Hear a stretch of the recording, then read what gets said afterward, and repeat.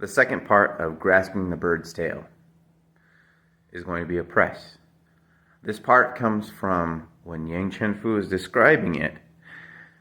When you try to grab your opponent's arm, he pulls away. You use that momentum to press into him and knock him off balance. Let's begin.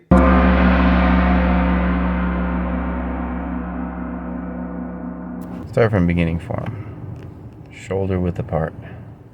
Breathe in, lift up. Breathe out, press down, slightly bend the knees. Pivot 45 degrees right. Step out with your left. Ward off. Pretend you're holding the basketball.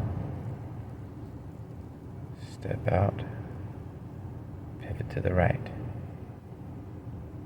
Grasp the bird's tail by turning the palms over, shifting your weight, putting your fingertips on your right wrist, and pressing.